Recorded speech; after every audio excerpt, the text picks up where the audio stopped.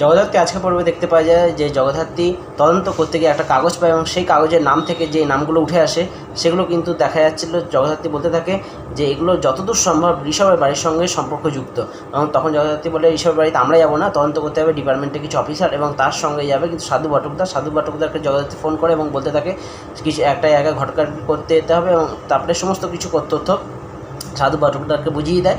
সাধু বটকদার বলে ঠিক আছে আমি সেখানে কিন্তু তদন্ত করতে যাব। কিন্তু এই কথাটা শুনে কৌশিকী আবার জগদ্ধাত্রীর ওপর রেগে যায়, বলতে থাকে তুমি এখনো জয়েন করোনি এবং যেই বাড়িতে তোমার মেয়ের সম্পর্ক হতে চলেছে, বিয়ে হতে চলেছে, সেখানে তুমি ডিপার্টমেন্টের লোকে পাঠালে কী করে। এবং তখন কৌশিকীকে আবার সম্ভব বলতে থাকে না, জগদ্ধাত্রী যে তর্কগুলো দিয়েছিল সেগুলো কিন্তু ফেলে দেওয়ার মতো নয়, সেই জন্য কিন্তু আমিও রাজি হয়েছি। কিন্তু জগদ্ধাত্রীকে তখন কৌশিকী বলে এখনই কিন্তু ওদেরকে রিটার্ন আসতে বলো।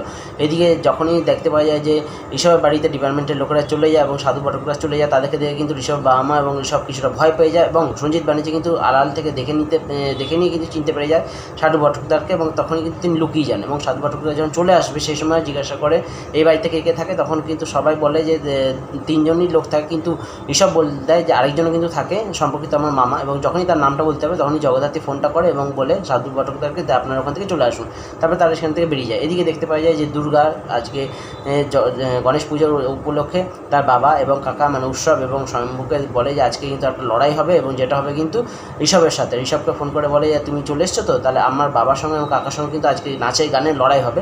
এবং তারপরে দেখা যায় যে দুর্গা রেডি হতে চলে যায় এবং সেই অনুষ্ঠানে কিন্তু উপস্থিত থাকে সঞ্জিত ব্যানার্জি বলতে থাকে আজকে এরকম উৎসবে কিন্তু একটা গুলি চলবে এবং সেই গুলিটা কিন্তু জগদ্ধাত্রীকে লক্ষ্য করে, এরকম সুযোগ আমি আর বারবার পাবো না। তারপরে এপিসোডটা শেষ হয়ে যায়। দেখা যাক নেক্সট এপিসোডে কী হয়।